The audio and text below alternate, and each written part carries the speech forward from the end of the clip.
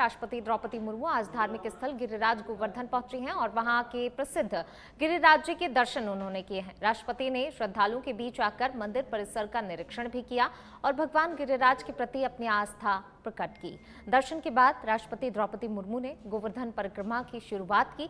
ये परिक्रमा क्षेत्र के हजारों श्रद्धालुओं के लिए विशेष महत्व रखती है। उनके आगमन से लेकर स्थानीय लोगों और तीर्थयात्रियों में उत्साह की लहर दौड़ गई। तो अधिकारियों ने बताया कि सुरक्षा और व्यवस्थाओं का विशेष ध्यान रखा गया है ताकि राष्ट्रपति और श्रद्धालु दोनों ही सुरक्षित रूप से इस धार्मिक यात्रा में भाग ले सकें। राष्ट्रपति द्रौपदी मुर्मू का ये दौरा गोवर्धन की धार्मिक परंपराओं और स्थानीय संस्कृति को सम्मान देने के लिहाज से काफी महत्वपूर्ण माना जा रहा है। तो देखिए, राष्ट्रपति द्रौपदी मुर्मू ने गोवर्धन के दर्शन किए हैं, शुरू की है सप्तकोसी परिक्रमा और इसके लिए देखिए सुरक्षा के विशेष इंतजाम किए गए हैं क्योंकि राष्ट्रपति द्रौपदी मुर्मू वहां पर मौजूद हैं। आम श्रद्धालु भी वहां पर पहुंचते हैं। ऐसे में किसी को भी कोई परेशानी ना हो, इन बातों का विशेष तौर पर ध्यान रखा गया और देखिए सुरक्षा व्यवस्था के तमाम इंतजाम यहाँ पर प्रशासनिक अधिकारियों ने किए हैं। चलिए बढ़ते हैं आगे बात अगली खबर की। मुख्यमंत्री भजनलाल शर्मा तिरुवनंतपुरम के लिए रवाना हुए हैं। आज तिरुवनंतपुरम केरल की 4 विधानसभाओं में भाजपा के लगातार 4 प्रत्याशियों की नामांकन रैली में पहुंचेंगे मुख्यमंत्री भजनलाल शर्मा। कार्यकर्ताओं का जोश बढ़ाएंगे, उत्साह बढ़ाएंगे। मारवाड़ी समाज के लोगों से भी मुलाकात करेंगे मुख्यमंत्री भजनलाल शर्मा। प्रत्याशियों के नामांकन रैली में भाग लेंगे। तिरुवनंतपुरम में कलेक्ट्रेट में कझककुट्टम से भाजपा प्रत्याशी एडवोकेट वी मुरलीधरन, विलियमवलम व्यवस्था भवन में कट्टकड़ा से पीके कृष्णदास विकास भवन और बट्टी युकुरवु म्यूजियम से नेमोम की 2 विधानसभा से प्रत्याशी राजीव चंद्रशेखर एवं आर श्रीलेखा के नामांकन रैली में मुख्यमंत्री भजनलाल शर्मा पहुंचेंगे। तो देखिए, मुख्यमंत्री भजनलाल शर्मा तिरुवनंतपुरम के लिए रवाना। आज तिरुवनंतपुरम केरल की 4 विधानसभाओं में प्रत्याशियों के समर्थन में मुख्यमंत्री यहां पर जो है रैली में पहुंचेंगे। भाजपा के लगातार 4 प्रत्याशियों के समर्थन में यहां पर मुख्यमंत्री का ये विशेष महत्वपूर्ण दौरा। कार्यकर्ताओं में जोश उत्साह भरते नजर आएंगे मुख्यमंत्री भजनलाल शर्मा। प्रत्याशियों की नामांकन रैली में भाग लेंगे। तो देखिए, 4 प्रत्याशी जो हैं उनके समर्थन में मुख्यमंत्री भजनलाल शर्मा प्रचार करेंगे, रैली में शामिल होंगे। जो कार्यकर्ता हैं उनमें जोश उत्साह भरते नजर आएंगे। राजस्थान के मुख्यमंत्री भजनलाल शर्मा, मुख्यमंत्री का ये महत्वपूर्ण दौरा तिरुवनंतपुरम के लिए मुख्यमंत्री भजनलाल शर्मा रवाना हुए हैं। चलिए खबरों में आगे बढ़ेंगे, बात करेंगे अब राजस्थान की राजधानी जयपुर की। जी हाँ, शाही अंदाज में आज निकलेगी गणगौर की सवारी। 210 लोक कलाकार 32 पारंपरिक लवाज में होंगे। इसमें विदेशों में भी लाइव प्रसारण होगा गणगौर की शाही सवारी का। शाही सवारी 21 और 22 मार्च को शाम 5:45 पर निकलेगी। सिटी पैलेस परिसर से रवाना होकर त्रिपोलिया गेट, छोटी चौपड़, गणगौरी बाजार होते हुए तालकटोरा के पॉन्ट्रिक पार्क तक ये सवारी जो है निकाली जाएगी। देखिए, हर साल की तरह इस बार भी जो ये सवारी निकाली जाएगी। परंपरा चली आ रही है और बिल्कुल जो है लवाजमे के साथ इस पूरी सवारी को निकाला जाता है। यही नज़ारा आज शाम को भी नजर आने वाला है। इस बार सजी धजी पालकियां, ऊंट, घोड़े और हाथियों के लवाजमे की संख्या में वृद्धि की गई है। शोभा यात्रा को और अधिक भव्य जो है यहाँ पर बनाया गया है। महोत्सव के दौरान जयपुर शहर पूरी तरह लोक संस्कृति के रंग में रंगा नजर आएगा। प्रदेश भर से चयनित 210 लोक कलाकार अपनी अपनी विधाओं से इस आयोजन में लाइव प्रस्तुति देंगे, जिसे देखने के लिए देखिए लाखों की संख्या में यहाँ पर जो है लोग जुटते हैं और इस शाही सवारी का हिस्सा बनते हैं। मनमोहक प्रस्तुतियां यहाँ पर दी जाती हैं, जिसे देखने के लिए ना सिर्फ जयपुर वासी बल्कि आसपास से भी लोग यहाँ पर पहुँचते हैं। कई बार विदेशी लोग भी यहाँ पर देखने के लिए जो है उनकी भी मौजूदगी यहाँ पर देखी जाती है। कच्ची घोड़ी, गैर, कालबेलिया, चरी, घूमर और चंग जैसे पारंपरिक लोक नृत्य शोभा यात्रा की विशेष पहचान होंगे। बस्सी के बनवारी लाल जाट और जयपुर के तेजपाल भाट कच्ची घोड़ी नृत्य की प्रस्तुति देंगे। तो देखिए बिल्कुल खबर जयपुर से ही। पवित्र रमजान महीने के समापन के बाद आज देश भर में ईद उल फितर का त्योहार बड़े ही हर्षोल्लास के साथ मनाया जा रहा है। पूरे देश में अलग अलग जगह से ये तस्वीरें देखने को मिल रही हैं। जयपुर में भी ईद को लेकर विशेष तैयारियां की गई हैं। शहर के ईदगाह में ईद की मुख्य नमाज सुबह 8:30 बजे अदा की, जबकि जामा मस्जिद में नमाज सुबह 7:30 बजे पढ़ी गई। नमाज के बाद लोग एक दूसरे को गले लगाकर मुबारकबाद देकर और खुशियां साझा करते हुए नजर आए। हालांकि इस बार शिया समुदाय के लिए ईद का माहौल सामान्य नहीं रहेगा। अंतर्राष्ट्रीय हालात और शोक के चलते समुदाय ने पारंपरिक उत्सव न मनाने का निर्णय लिया है। जानकारी के अनुसार ईरान, इजराइल और अमेरिका के बीच तनाव की स्थिति और अयातुल्लाह अली खामेनी के निधन के शोक में ये फैसला लिया गया है। शिया समुदाय के लोग ईद की नमाज काली पट्टी बांधकर अदा करते हैं और सादगी के साथ दिन बिताएंगे। इस संबंध में पूरे राजस्थान में समुदाय की ओर से घोषणा की गई है। ईद का ये अवसर जहां एक और खुशियों और भाईचारे का संदेश देता है, तो वहीं इस बार कुछ वर्गों के लिए ये संवेदना और एकजुटता प्रकट करने का दिन भी बन गया है।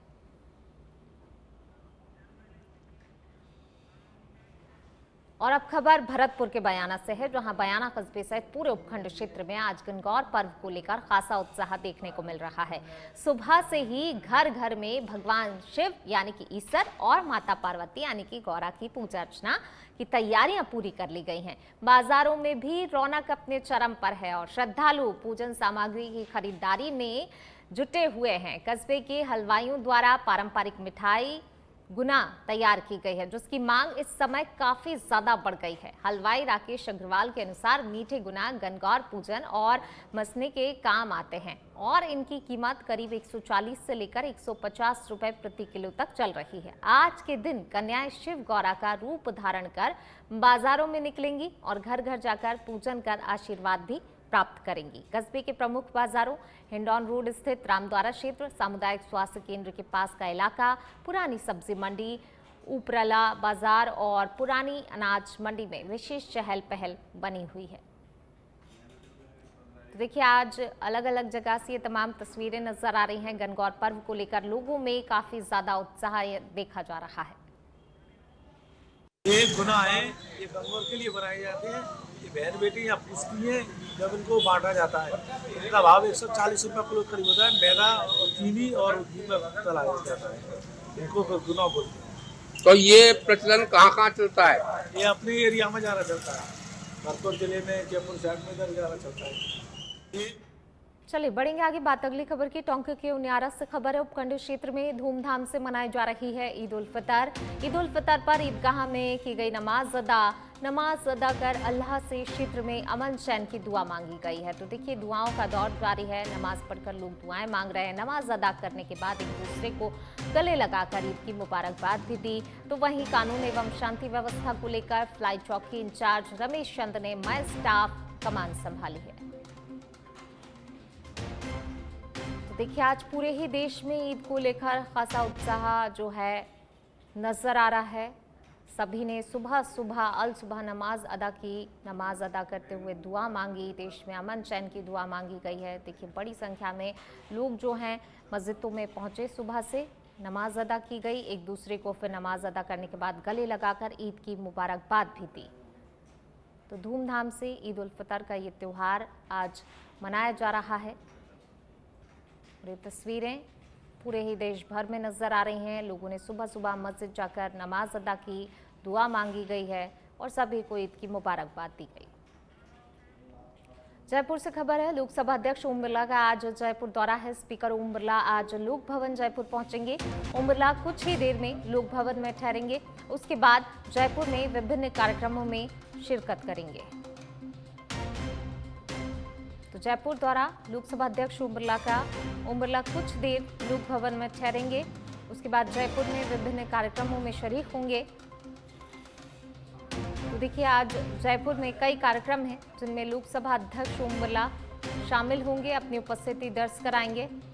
जयपुर से ये खबर महत्वपूर्ण दौरा लोकसभा अध्यक्ष ओम बिरला का कई कार्यक्रमों में आज शामिल होने वाले हैं लोकसभा अध्यक्ष ओम बिरला। कुछ कुछ देर लोक भवन में ठहरेंगे। उसके बाद कई कार्यक्रम लोकसभा अध्यक्ष ओम बिरला के रहने वाले हैं, जिनमें वो शामिल होंगे। और अब खबर जयपुर से ही। केंद्रीय रेल मंत्री अश्विनी वैष्णव आज जयपुर आने वाले हैं। दोपहर 12:25 पर जयपुर एयरपोर्ट पहुंचेंगे। जयपुर में एनडब्ल्यूआर जोन हेडक्वार्टर में रेलवे प्रोजेक्ट का रिव्यू करेंगे। तो महत्वपूर्ण दौरा रेल मंत्री अश्विनी वैष्णव का दोपहर 12:45 से लेकर दोपहर 2 बजे तक रिव्यू करेंगे। तो देखिए विस्तृत यहाँ पर जो है चर्चा होने वाली है। 12:45 से लेकर पूरा 2 बजे तक का समय है, जबकि वो रिव्यू करेंगे। दोपहर 2:30 बजे से लेकर 3:30 बजे तक चौटाला में बुक रिलीज कार्यक्रम में शिरकत करेंगे। इसके बाद 3:45 से लेकर 4:30 तक जयपुर जंक्शन पर निरीक्षण करेंगे। ये पूरा शेड्यूल उनका हम आपको बता रहे हैं कि किस तरीके से जो है आज का ये पूरा कार्यक्रम, पूरा शेड्यूल जो है केंद्रीय मंत्री का रहने वाला है। शाम को 5 बजे से सिविल लाइंस में कार्यक्रम में पहुंचेंगे। रात को 8 बजे जयपुर से ट्रेन के माध्यम से दिल्ली जाएंगे।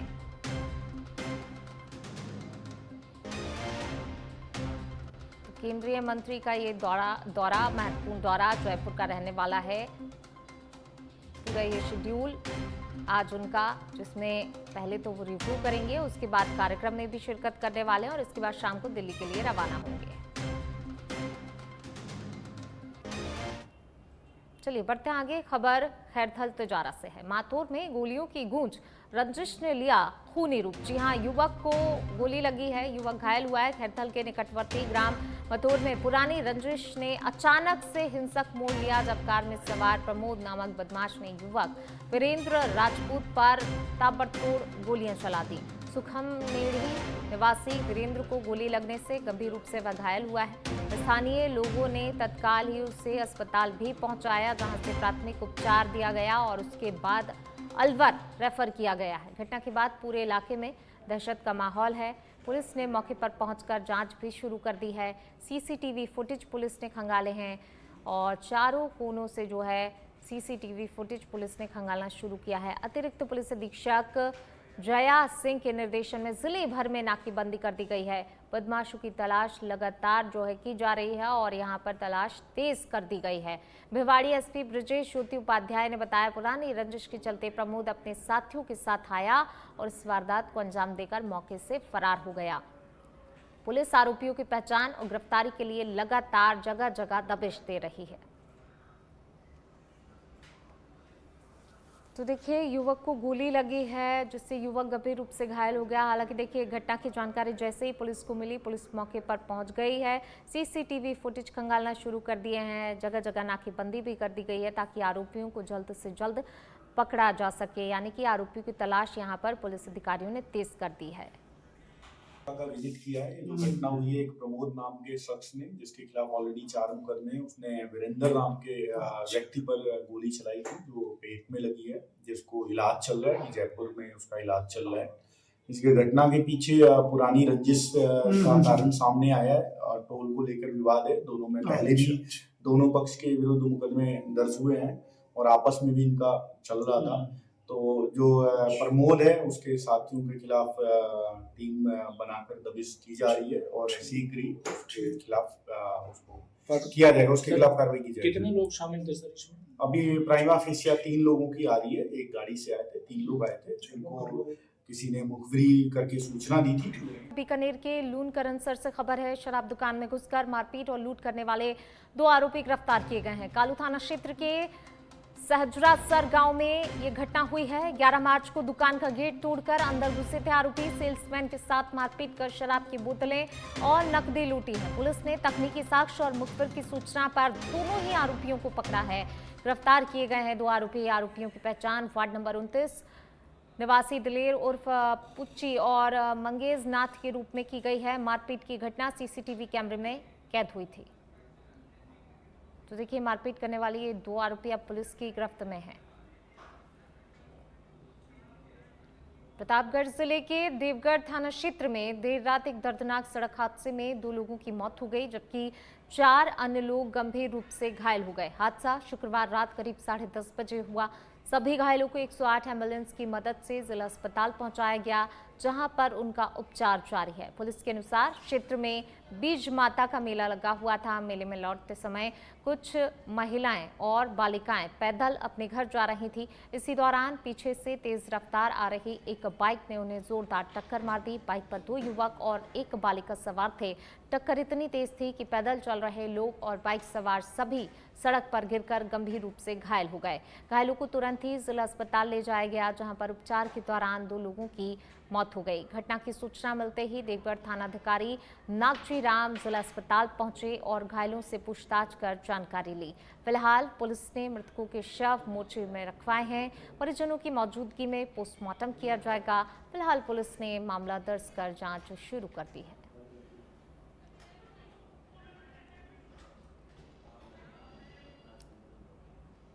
रायसिंह नगर में देर रात एक इलेक्ट्रॉनिक दुकान में भीषण आग लग गई। आग लगने से हड़कंप मच गया।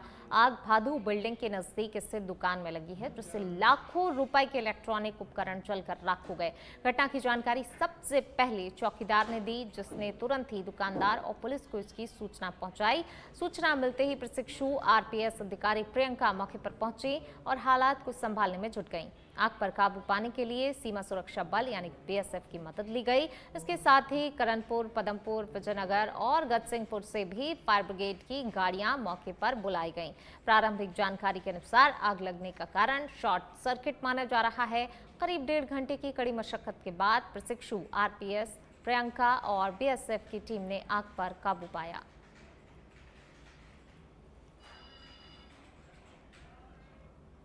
बानसूर क्षेत्र के ग्राम चूला में दर्दनाक हादसे ने खुशियों के माहौल को मातम में बदल दिया। कुआं पूजन कार्यक्रम के दौरान कांजीपुरा निवासी 14 वर्षीय बालक हेमंत कुमार मेघवाल पुत्र सुरेश कुमार सूखे और खुले पड़े हुए कुएं में गिर गया, जिससे उसकी आंखें मौके पर ही मौत हो गई और वह घटना में देर रात बूंदा सिद्ध मंदिर के पास ही हुई है। हादसे की सूचना मिलते ही थाना हरसौरा पुलिस रात करीब 11 बजे मौके पर पहुंची। ग्रामीणों की मदद से बालक को कुएं से बाहर निकाला गया और निःशुल्क एम्बुलेंस से उप जिला अस्पताल बानसूर ले जाया गया, जहां पर डॉक्टरों ने उसे मृत घोषित कर दिया। घटना के बाद शव को बानसूर की मोर्चरी में रखवाया गया।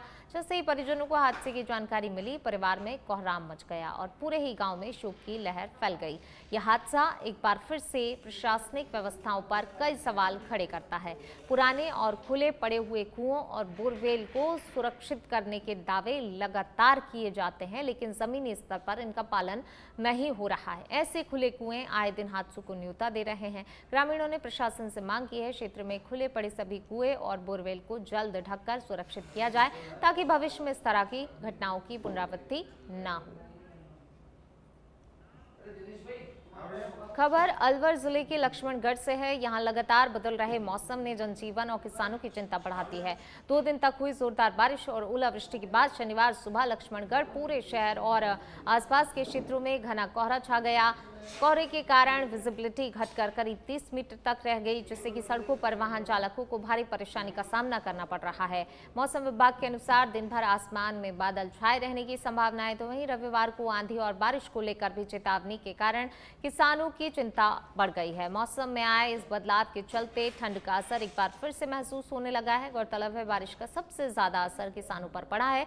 खेतों में पकी गेहूं की फसल कई जगह पर जमीन पर बिछ गई, जिससे नुकसान की आशंका बढ़ गई है। इसके साथ सुबह के समय फसलों और पेड़ पौधों पर ओस की परत भी देखी गई। तापमान की बात करें तो शनिवार को न्यूनतम तापमान करीब 17 डिग्री सेल्सियस रहने की संभावना है, जबकि अधिकतम तापमान 28 डिग्री के आसपास रहने की संभावना है। लगातार बदलते मौसम के कारण ठंड और कोहरे का असर फिलहाल जारी रहने के आसार है। अलवर के खेरली से खबर है। खेरली कटुमर क्षेत्र में घने कोहरे से अचंभित हुए लोग। आज अचानक हुए कोहरे ने कराया दिसंबर जनवरी का एहसास। ग्रामीणों के अनुसार प्रकृति से छेड़छाड़ का परिणाम है। इस तरह बेमौसम बारिश और कोहरा, क्षेत्र में तेज बारिश और ओलावृष्टि के बाद कोहरा छाया हुआ है। बारिश में भीगी खेतों में कटी पड़ी गेहूं की फसल को इकट्ठा करने में परेशानी हो रही है, तो वहीं खेतों में खड़ी पककर तैयार गेहूं, जौ, चना की फसल को नुकसान पहुंचा है। घने कोहरे और एक साथ मौसम बदलने से तापमान में गिरावट दर्ज की गई है। हल्की सर्दी का एहसास भी हुआ है।